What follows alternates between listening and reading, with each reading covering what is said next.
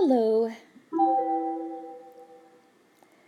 So as we study the tragedy of Julius Caesar, we're going to first look at a summary of each act, and then we're going to focus in on the two acts that have the most excitement. So the tragedy of Julius Caesar. We see the setting is in Rome, in Italy, in about 44 BC. Julius Caesar has returned to Rome victorious over his old enemy, Pompey the Great. And here's my picture of that.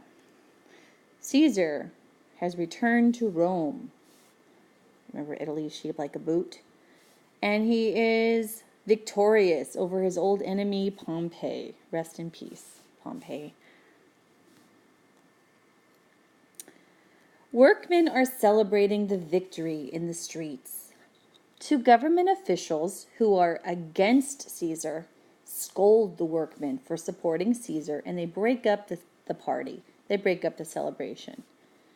At a festival, a soothsayer, like a fortune teller, warns Caesar to beware the Ides of March. And that means March 15th. Okay, so here's my picture of that. It's my little witchy lady, my soothsayer. And she says, beware the Ides of March, which is March 15th. Oh, and here's the party. We love Caesar. And they say, stop, get out of here. So Caesar gets this warning from the soothsayer, but he ignores it. He's like, and he leaves. Two nobles named Cassius and Brutus talk about Caesar's increasing power and his popularity. Remember, the workmen are happy he won. Cassius asks Brutus to join him in a plot against Caesar. Dun, dun, dun. So the problem is starting right away. When Caesar returns, he tells his friend Mark Antony that he is suspicious of Cassius. Brutus learns that the people of Rome have asked Caesar to be king 3 times, and Caesar said no. So I have a picture for that. Be our king! Hey, be our king! And he says no. And here's Cassius saying, hey! And Brutus, see his big ear? He's listening.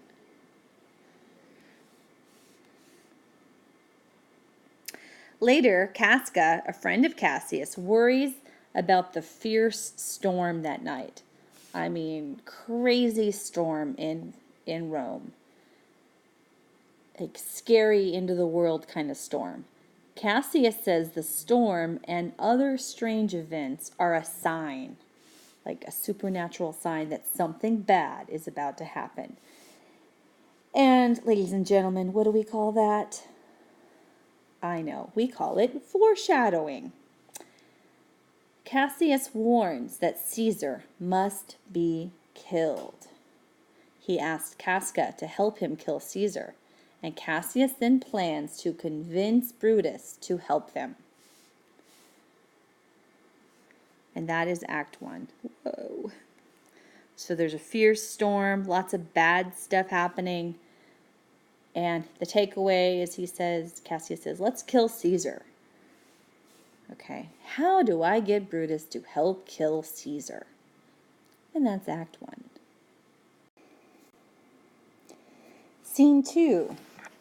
Act 2, the tragedy of Julius Caesar. Act 2. Brutus tries to decide whether he should help kill Caesar. Finally, he decides that killing Caesar is for the good of the public, and he decides to help.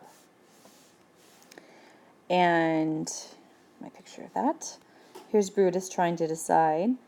No, I can't kill Caesar. He's like a dad to me. And Caesar was like a dad to Brutus. Caesar was his mentor who helped him with everything. And Brutus loved Caesar. Then he says, well, I should kill Caesar for the good of Rome because I love Rome. I love Rome more. This is Brutus deciding.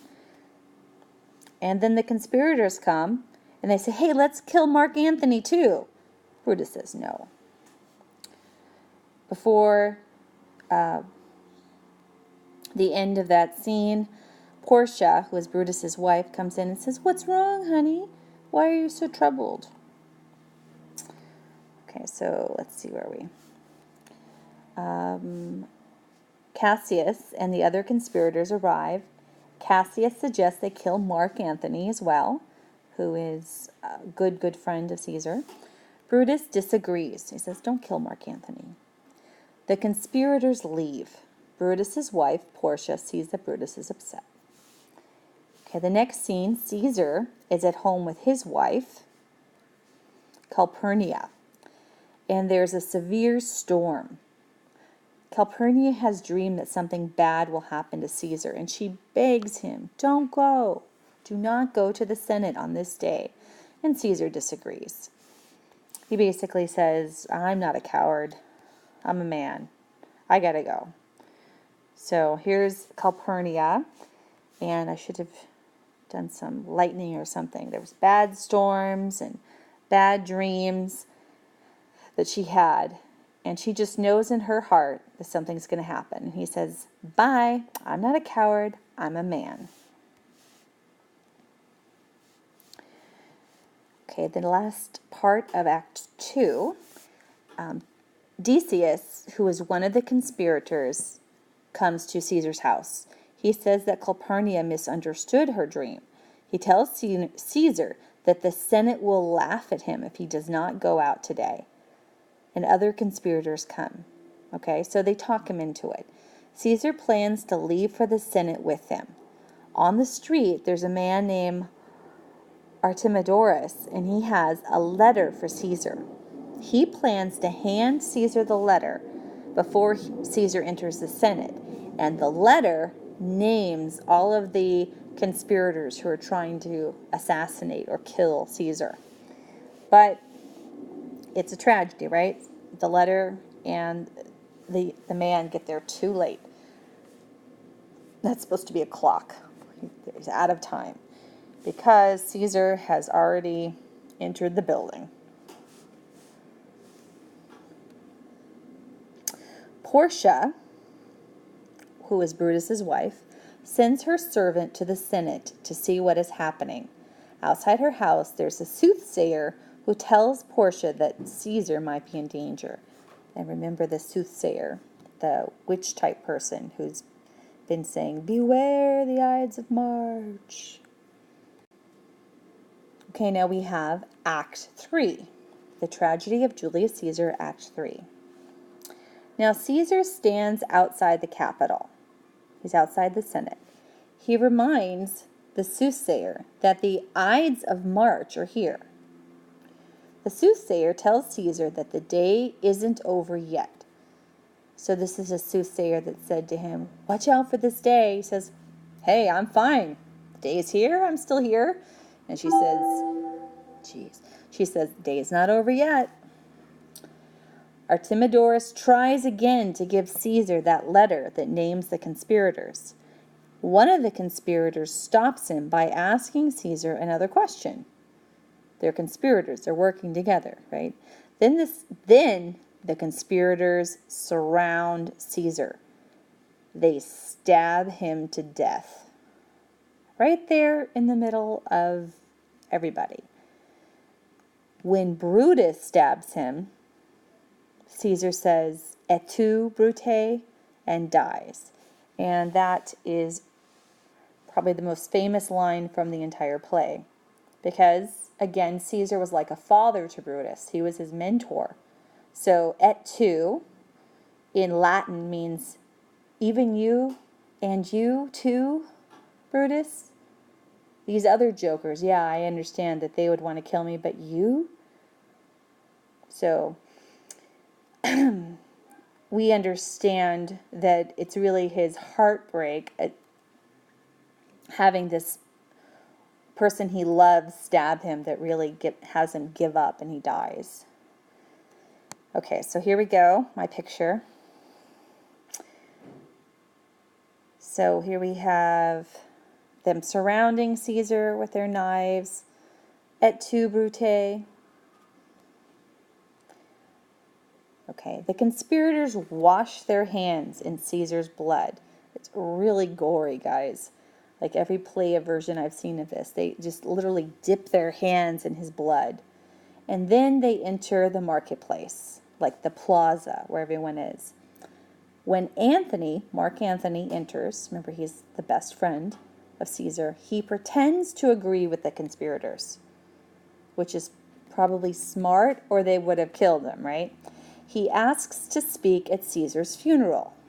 After the conspirators leave, Antony quietly says goodbye to Caesar's body, and he asks Caesar's forgiveness. He says that there will be war in Rome. There will be civil war. And Act 3 ends with a famous set of speeches, which we will look at because it's like the best part of the play, Act 3. So Brutus gives a funeral speech, and he explains that he helped kill Caesar because Caesar was too proud and too ambitious, and he was, getting too much power, and he just wasn't going to stop. And the crowd cheers for Brutus. Yay! Thank you, Brutus, for killing him. And essentially what Brutus says is, I loved Rome more than I loved my dear mentor, father figure, Caesar. Then Antony speaks. He's clever, and he slowly uses his words to turn the crowd against the conspirators. He starts talking about all of the good things Caesar did, his good works. And Caesar did a lot. He gave to the poor. He instead of just getting rich, he would take what he had and share it with the other people of Rome. He says that Caesar even remembered the people of Rome in his will. Like when you die, you have a will that divides up the money and property you have. Later, a servant tells Antony that Octavius Caesar, Caesar's son, has arrived. Brutus and Cassius leave Rome. An angry mob kills Cinna the poet, thinking he is Cinna the conspirator. The point being that Mark Antony's words were so powerful that the crowds of people are starting to think, hey, these conspirators were wrong. They killed our hero. Let's get them. But they get the wrong person. So here's Brutus's speech. He says, I love Rome. Caesar was too proud and ambitious. In Mark Antony's speech, he says, Caesar loved you. You Romans, Caesar loved you. And he shows the will where Caesar gave away his wealth to the people of Rome. And here we have Octavius Caesar's coming, and then Cinna accidentally, the wrong Cinna, is murdered. The end of Act 3. So Act 4, we have Mark Antony, Octavius, who is like the son of Caesar, and Lepidus. They now rule Rome with a committee of 3. Call them the triumvirate because there are 3 of them. They decide who their enemies are and who will rule Rome's territories. Lepidus leaves to get Caesar's will. Antony then says he doesn't think Lepidus should rule Rome. Antony and Octavius discuss how to defeat the armies of Brutus and Cassius. So there's civil war. Mark Antony's side versus Brutus and Cassius' side. Meanwhile, Cassius and Brutus are arguing in their military camp outside of Rome. They don't want their armies to see the argument, so they go to Brutus's tent. Finally, Cassius and Brutus accuse each other of wrongdoing. So the main conspirator, Cassius, has finally got Brutus questioning him, where he's like, wait a minute, you're not a good guy. So they're accusing each other of wrongdoing. And as they get more and more angry, eventually they stop arguing, they shake hands, they become friends again, somehow. Then they learn that Octavius and Antony are approaching with their armies. Brutus convinces Cassius that their soldiers should meet the enemy in Philippi, a city in Greece. Later that night, the ghost of Caesar appears to Brutus. Cool, right? The ghost comes to Brutus. The ghost says he will see Brutus in Philippi. Brutus asks his guard if they heard or saw the ghost, and they did not see anything. Brutus then orders his army to be ready early the next morning. So here we go. We've got the two lines of civil war. Brutus and Cassius' side versus Antony and Octavius' side. So it's war, civil war. So Brutus and Cassius are arguing, and they find out that Antony and Octavius are coming. They have a triumvirate where they're controlling Rome as three people in charge, but they're fighting the other guys.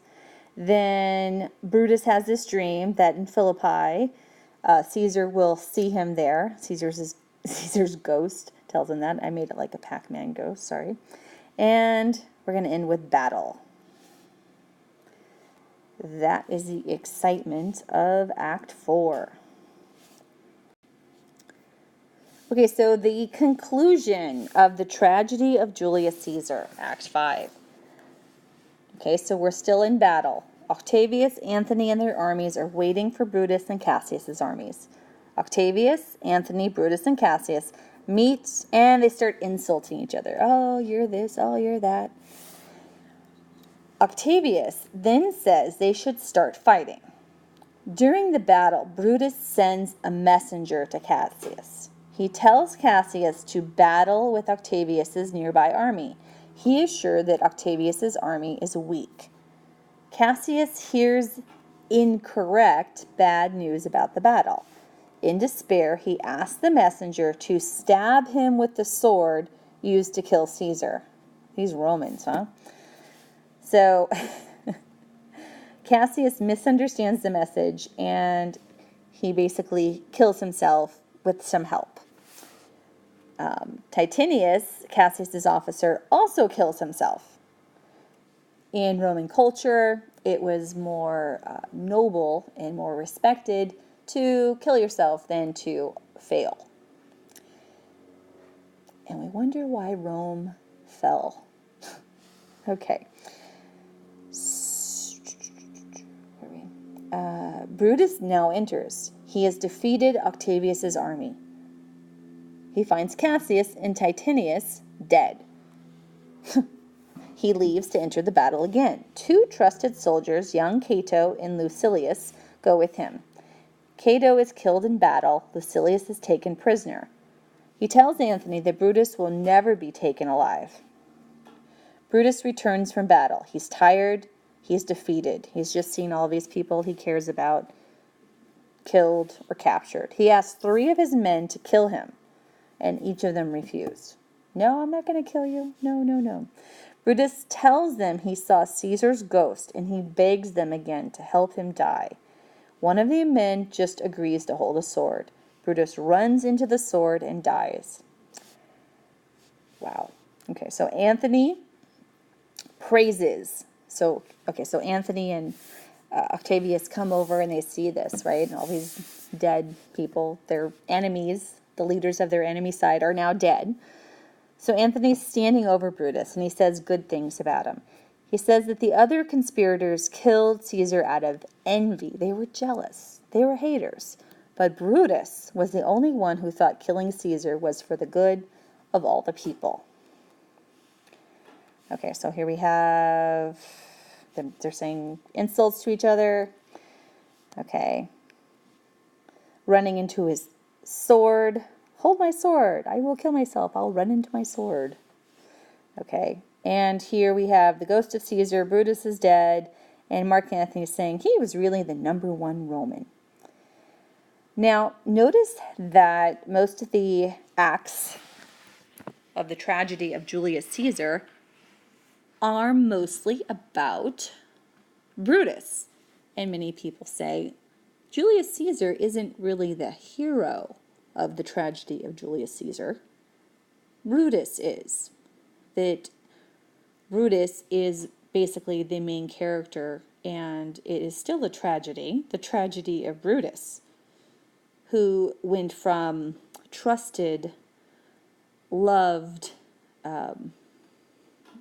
protege of Caesar to his betrayer, to the cause of civil war in Rome, and he loved Rome, but he caused civil war, to finally committing suicide and failure. So the tragedy of Julius Caesar is really the tragedy of Brutus.